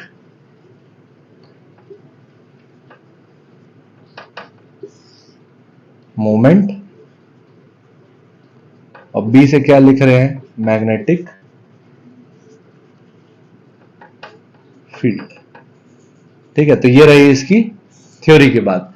अब इसका जो क्वेश्चन बनेगा वो देखते हैं। इसके लिए एक इक्वेशन और लिख सकते हैं, साफ साफ करके देखो, मैग्नेटिक मोमेंट का वैल्यू क्या हो जाएगा, N I A cross B. Area vector था N I A cross B, तो ये क्या हो गया, N I area vector magnetic field sine theta. इसको चाहो तो ओपन करके भी लिख सकता हूं, एन आई ए क्या एरिया, बी क्या magnetic field, sine theta. A for क्या है, एरिया वेक्टर। ठीक, ऐसे भी यूज कर सकते हैं। अब देखते हैं, देखो ये हमारे पास क्वेश्चन लिखा है, a circular loop of radius r equal to 20 centimetre is placed in a uniform magnetic field. Magnetic field का वैल्यू दिया है 2 टेस्ला। किस एंगल पे, 45 degree with the X Y plane. ठीक है, the loop carries the current 1 ampere. Current कितना दिया है, 1 एम्पियर। ठीक, find the magnitude of torque acting on the loop. तो टॉर्क के लिए इक्वेशन अभी अभी सीखा क्या, magnetic movement times magnetic field. अब इससे थोड़ी देर पहले हमने सीखा था मैग्नेटिक मूवमेंट निकालना। और हमने देखा था कि मैग्नेटिक मोमेंट हमेशा एरिया वेक्टर के क्या होता है, परपेंडिकुलर। तो इस सर्कल का एरिया कहां बन रहा है, ये, और एरिया वेक्टर इसका हम देखे थे, अगर करंट क्लॉकवाइज है तो क्लॉकवाइज करंट जो मैग्नेटिक मोमेंट बनेगा वो कहां बनेगा, इनसाइड द पेपर। तो मैग्नेटिक मोमेंट की जो डायरेक्शन है वो किधर है, डायरेक्शन इनसाइड द पेपर। और जो मैग्नेटिक फील्ड है, मतलब ये कौन सा एक्सिस में है, जेड एक्सिस में है, और जो मैग्नेटिक फील्ड है उसकी डायरेक्शन क्या है, एक्स वाई प्लेन। डायरेक्शन क्या है, एक्स वाई प्लेन। तो देखो जो जेड एक्सिस है वो एक्स वाई प्लेन के पहले ही परपेंडिकुलर है। जैसे मान लो इस बोर्ड को मैं एक्स वाई प्लेन मान लू, तो जेड एक्सिस कहां होगा, या तो बोर्ड के अंदर या तो उसके बाहर। तो इन दोनों के बीच का जो एंगल है थीटा वो कितना होगा, 90 डिग्री। तो ये जो एंगल आपको दिया हुआ है 45 डिग्री, ये सिर्फ और सिर्फ आपको क्या करने के लिए दिया है, कंफ्यूज। ठीक है, तो यहां से पहले हम मैग्नेटिक मूवमेंट की वैल्यू निकाल लेते हैं। तो हमारे पास मैग्नेटिक फील्ड की वैल्यू पहले से ही है, इसमें डाल देंगे। ये है इसकी रिक्वायरमेंट है। मैग्नेटिक फील्ड की वैल्यू क्या लिखते थे, NIA। अब देखो नंबर ऑफ टर्न्स कितना है, 1, करंट कितना है 1 एम्पियर, और रेडियस दिया है तो हम एरिया निकाल सकते हैं। एरिया बराबर क्या हो जाएगा, पाई आर स्क्वायर। रेडियस 20 सेंटीमीटर, मतलब मीटर में कितना होगा, 0.2 मीटर। तो पाई इंटू 0.2 का स्क्वायर, तो एरिया का वैल्यू कितना आ गया, 0.04 पाई मीटर स्क्वायर। ये आ गया एरिया। एरिया को उठाकर डाल देते हैं, क्या आ गया, 0.04। तो मैग्नेटिक मोमेंट का वैल्यू कितना आ गया, 0.04, और डायरेक्शन कहां है, इनसाइड द पेपर। तो इसको क्या लिख सकते हो, माइनस के कैप। ठीक है, और जो मैग्नेटिक फील्ड है वो 45 डिग्री पे है। ठीक, और उसका हमको क्या पूछा गया था, सिर्फ मैग्नीट्यूड पूछा गया था, तो डायरेक्शन की बात करने की जरूरत ही नहीं है, के कैप भी हटा देते हैं। तो यहां पे टॉर्क बराबर क्या लिखोगे, magnetic movement cross magnetic field. तो क्या लिखोगे, MB साइन, दोनों के बीच का एंगल कितना है, 90 डिग्री, क्योंकि ये जेड एक्सिस में और ये एक्स वाई प्लेन में, साइन 90। क्या हो गया, MB, क्योंकि साइन 90 का वैल्यू 1, M का वैल्यू कितना है 0.04, और मैग्नेटिक फील्ड की वैल्यू कितनी है 2 टेस्ला। तो यहां से टॉर्क का वैल्यू कितना आ गया, 0.08 न्यूटन इंटू मीटर। F क्रॉस L, न्यूटन इंटू मीटर। ठीक, ये हो गया टॉर्क, हमारा आंसर आ गया। ठीक, आगे बढ़ते हैं। ये हमारे पास इसके लिए अगला क्वेश्चन है, if a current carrying square loop, ये हमारे पास स्क्वायर लूप है, ऑफ साइड 100 सेंटीमीटर, 100 सेंटीमीटर मतलब कितने मीटर का साइड है, 1 मीटर का, एंड करंट 10 एम्पियर, करंट कितना है 10 ampere, in the anti clockwise direction. Anti clockwise direction है तो बस देखे थे किसके, आउटसाइड पेपर होगा हमारा। आउटसाइड पेपर होगा तो देखो एक्स और वाई के प्लेन में है, तो जो बाहर आ रहा है वो कौन से प्लेन में होगा, जेड प्लेन में।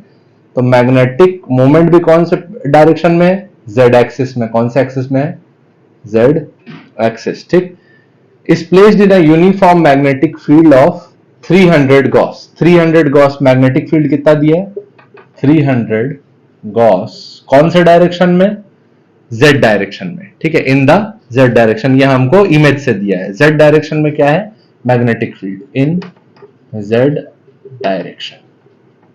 ठीक है, और जो आपका अभी अभी हमने मैग्नेटिक मोमेंट देखा वो क्या होता था, NIA होता था। N कितना है 1, I कितना है 10, एरिया कितना हो जाएगा, देखो स्क्वायर है, स्क्वायर का एरिया क्या होता है, साइड इंटू साइड, और एक साइड कितनी दी है 1 मीटर की, तो कितना हो जाएगा 1 इंटू 10 इंटू 1 इंटू 1। तो मैग्नेटिक मोमेंट का वैल्यू कितना है 10 एम्पियर इंटू मीटर स्क्वायर।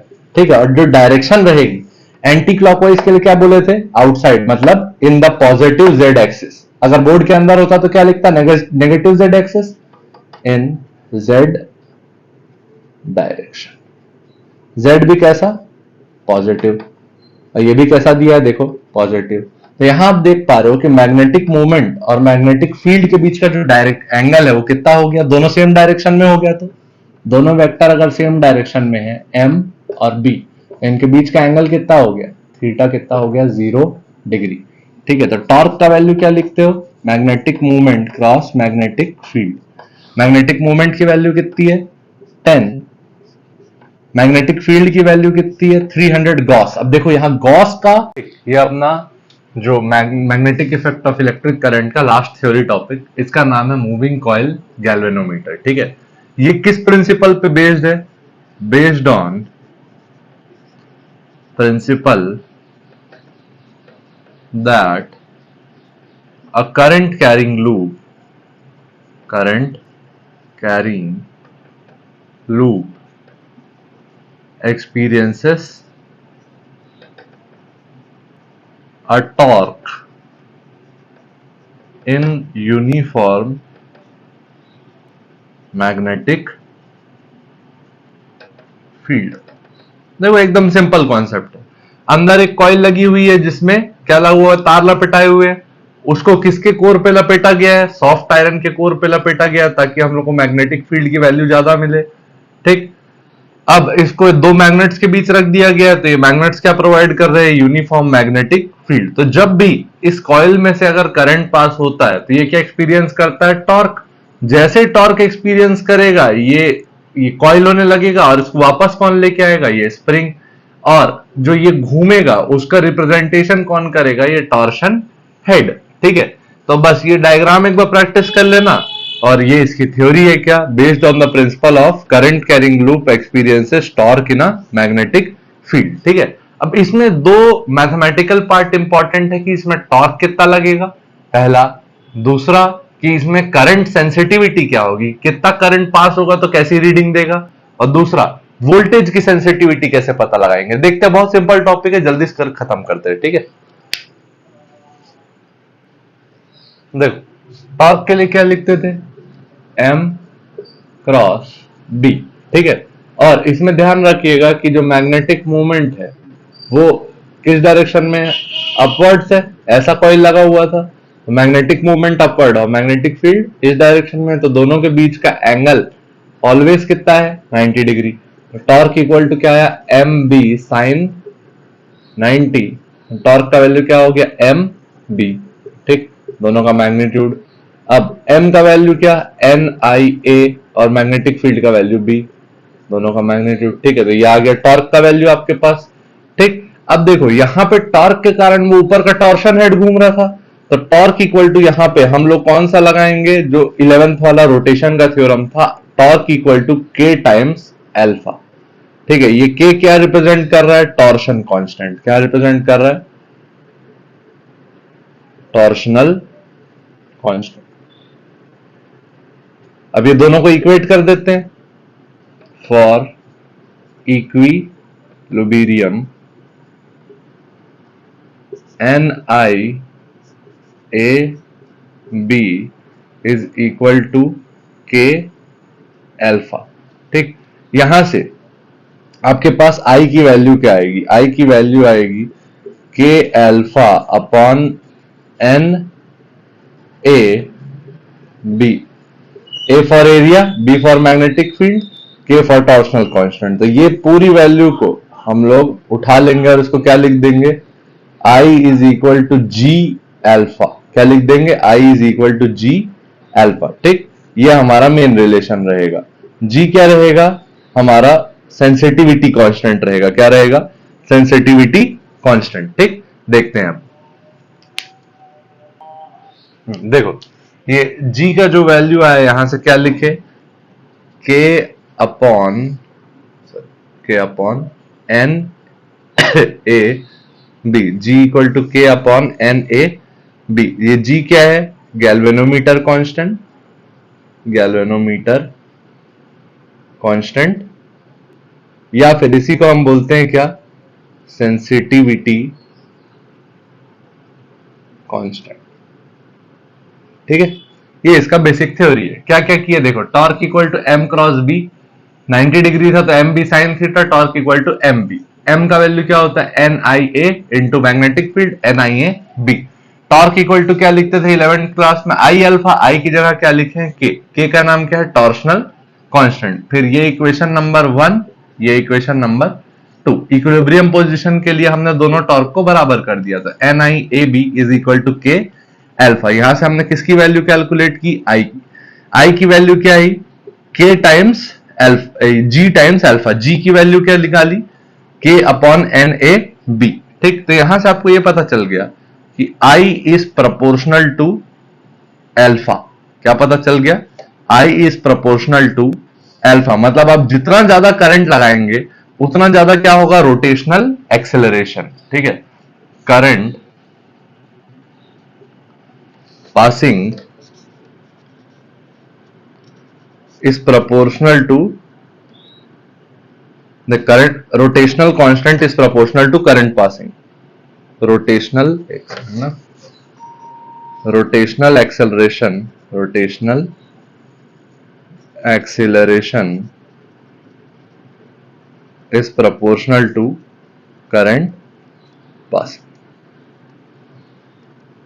ठीक, अब इसमें ये वाला पार्ट इसका डेरिवेशन का हो गया कि G का वैल्यू क्या आता है, K upon NAB, sensitivity constant या फिर गैल्वेनोमीटर कांस्टेंट। अब इसमें दो पार्ट मैंने और बताए थे, कौन कौन से होंगे।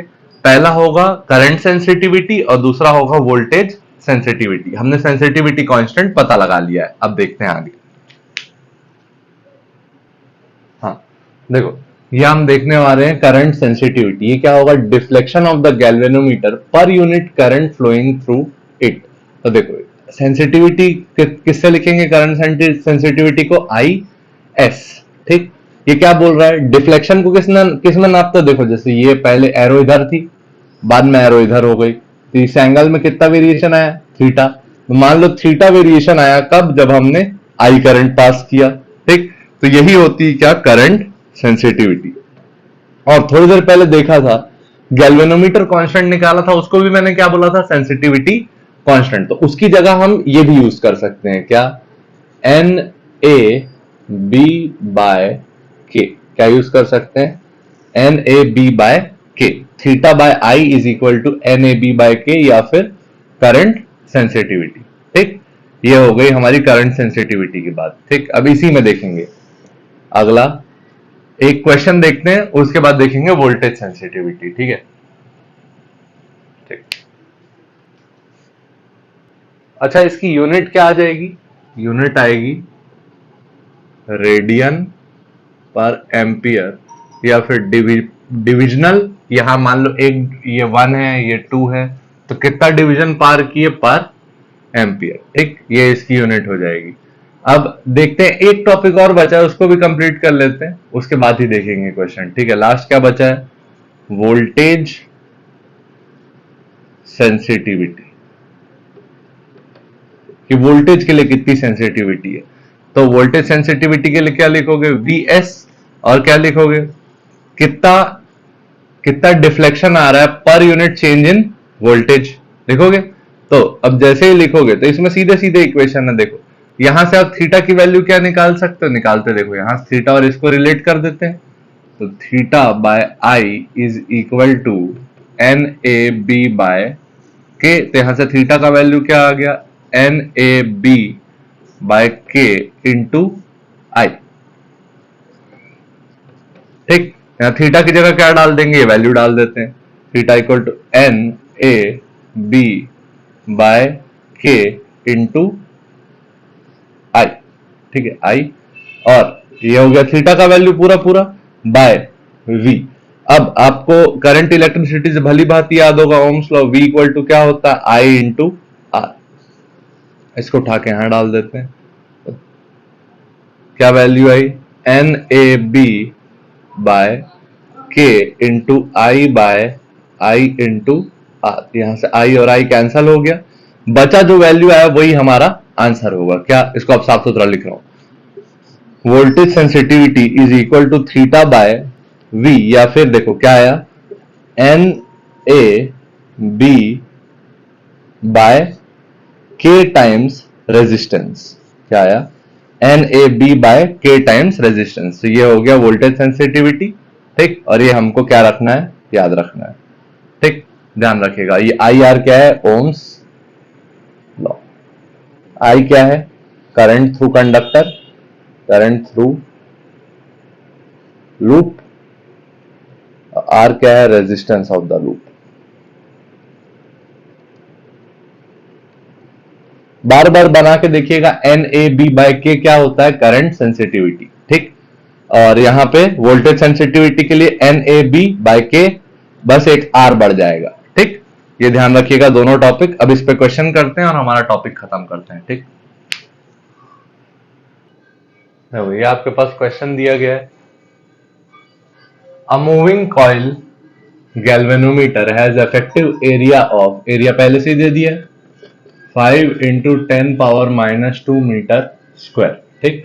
It is suspended in a magnetic field of, ये मैग्नेटिक फील्ड दे रखी है, B equal to 2 into 10 power minus 2 weber per metre square, ठीक। और इसी को, इसको और क्या बोल सकते हो, tesla, weber per metre square को, ठीक है। यूनिट देखते चलेंगे, 1 वेबर पर मीटर स्क्वायर क्या बोल सकते हो, 1 Tesla. If the torsional constant of the suspension fiber, torsional constant को किससे रिप्रेजेंट कर रहे थे, K equal to 4 into 10 power minus 9 newton metre per degree, ठीक। Then find the current sensitivity, देखो आपको करंट सेंसिटिविटी बतानी थी। तो अब देखो कॉइल का जो एक ही हमको क्या बताया गया है, रोटेशन, तो n का वैल्यू कितना हो गया, 1। अभी अभी देखे थे कि हमारा जो करंट सेंसिटिविटी होता था वो क्या होता था, आई एस बराबर एन बी ए बाय के, क्या होता था, एन बी ए बाय के। तो सबकी वैल्यू दी हुई है, डाल देते हैं।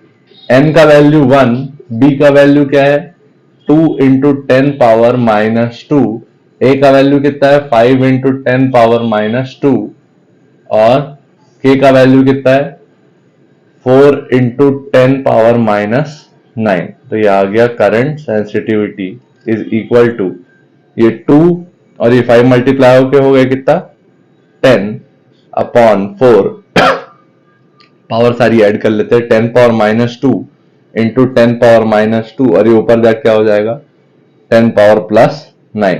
तो ये सॉल्व कितना आएगा, ये हो गया 1, ये हो गया 2.5, 2.5 into 10 power minus two plus 9, तो ये वैल्यू आ जाएगी 2.5 इंटू 10 पावर 5, ठीक है। ये आ गया करंट सेंसिटिविटी का value, I S equal to 2.5 into 10 power 5, और यूनिट हमारी क्या होती थी, रेडियन पर एम्पियर। क्या होता था, रेडियन पर एम्पियर, लेकिन आप रेडियन या फिर डिग्री पर एम्पियर, ये 2 यूनिट होती थी। तो देखो ये हमारे पास आ गया आंसर 2.5 रेडियन पर एम्पियर या फिर डिग्री पर एम्पियर। लेकिन यहां पे आपको ये ध्यान रखना था, डिग्री पर आपको क्या बताना था, माइक्रो एम्पियर, ठीक। तो इसको हम किस में बदलेंगे, माइक्रो एम्पियर में बदलेंगे, ठीक। जैसे ही बदलेंगे हमारा काम हो जाएगा खत्म। तो इसको कैसे माइक्रो एम्पियर में बदलोगे, माइक्रो एम्पियर के लिए अपॉन में कितना एम्पियर होना चाहिए, 10 पावर माइनस 6, तो ये हो गया 2.5 into 10 power 5 into 10 power minus 6। तो ये जैसे ही डिवाइड होगा तो हमको आई एस की वैल्यू कितनी मिलेगी, 2.5 इंटू 10 पावर माइनस 1, मतलब कितना हो गया 0.25।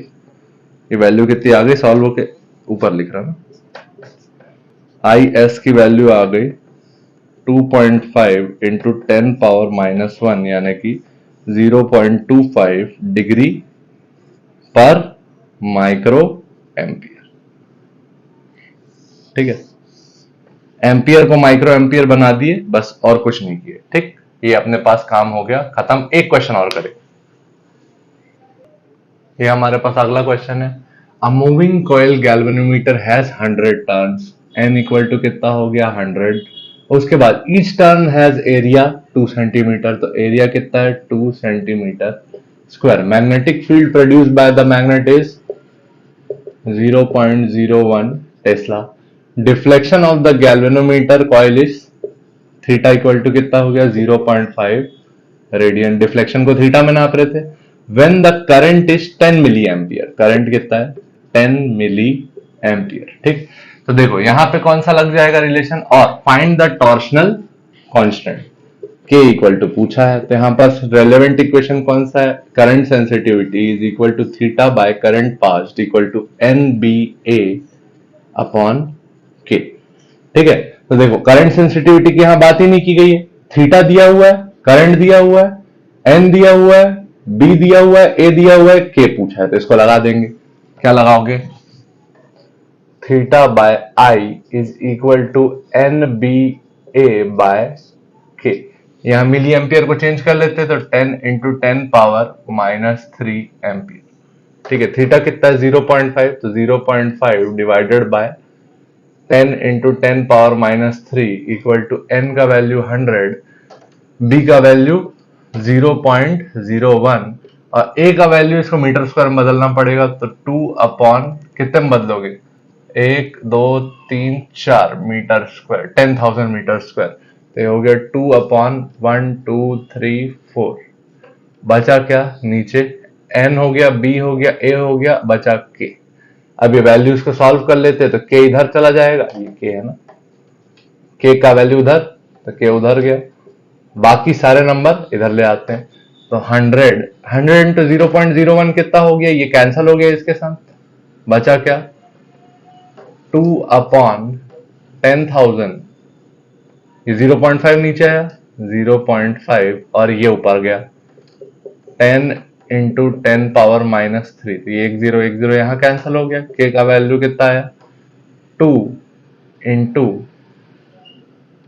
10 पावर -3 डिवाइडेड बाय 10, 1000 क्या लिख सकते हो 10 पावर 3 इंटू 0.5 को 1 upon 2, a by B by C है, 2 कहां गया ऊपर, k इक्वल टू क्या आया 2 into 2 into 10 power -3 into 10 power -3, k का वैल्यू यहां से कितना आ गया 4 इंटू 10 पावर -6। ठीक है, हाँ बाप रे, ये आ गया हमारा वैल्यू ऑफ टॉर्शनल कांस्टेंट। ठीक, एक क्वेश्चन और कर लेते, देखते हैं। अच्छा, इसकी यूनिट रह गई, तो इसकी यूनिट होगी न्यूटन मीटर पर रेडियन। ठीक है, न्यूटन मीटर पर रेडियन। अगला क्वेश्चन, ठीक है, अपना last question, a current of 5 ampere is pass through, current दिया है कितना 5 ampere, a galvanometer having 500 turns, तो n दिया है कितना 500, and each turn has an area of 3 into 10 power -4 metre square. If a torque of, torque दिया है 1.5 newton into metre is required for this coil carrying the same current to set it parallel to a magnetic field. ठीक है, तो आपको magnetic field का value पूछा गया है। ठीक है, calculate the magnetic field strength.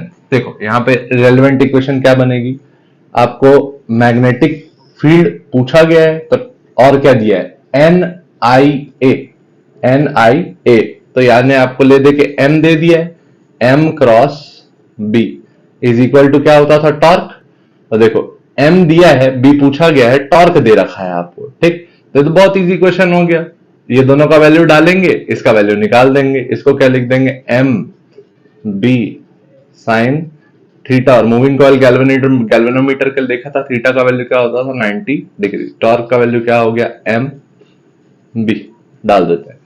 Torque equal to क्या है, torque equal to MB, M का वैल्यू होता है NIA और इसका value B equal to torque, torque का वैल्यू 1.5, M का वैल्यू N का वैल्यू 500, करंट कितना है 5 एम्पियर, एरिया कितना है 3 इंटू 10 पावर 4 -4, 3 इंटू 10 पावर -4, तो हो गया 2500 इंटू 3 इंटू 10 पावर -4, ये कितना हो गया 7500 इंटू 10 पावर -4, ये हो गया 7500 डिवाइडेड बाय 4 जीरो है तो 1 2 3 4, क्या आ गया 0.75, किसका वैल्यू आ गया, इंटू बी चल रहा है ना, into B into B into B into B is equal to क्या है 1.5। ये इधर का सॉल्व हो गया ना, NIA इंटू बी भी था, ध्यान नहीं गया मेरा यहाँ, NIA इंटू बी। तो यहां क्या आ गया, B equal to 1.5 divided by 0.75। ये तो ये 1 जा और ये 2 जा, तो मैग्नेटिक फील्ड का वैल्यू क्या आ गया 2 टेस्ला। ये रीडिंग में फिर से लिख दे रहा हूं, करंट कितना था 5 एम्पियर, एन कितना था 500 टर्न्स, और मैग्नेटिक फील्ड पता करनी थी, एरिया था 3 इंटू 10⁻⁻⁴ मीटर स्क्वायर, और टॉर्क दिया था 1.5 न्यूटन इंटू मीटर। ठीक है, यहां हर जगह बी मल्टीप्लाई में रहेगा, NIA इंटू बी। ठीक, और यहां से बी की वैल्यू कैलकुलेट करके दे दिया हमने 2 टेस्ला, और यह हमारा क्या हो गया आंसर। ठीक, इसके साथ अपना चैप्टर जो है वो खत्म होता है। आप इसको फिर से रिवाइज कीजिए, क्वेश्चंस बनाइए, और ना बने तो पूछिए। ठीक, थैंक यू।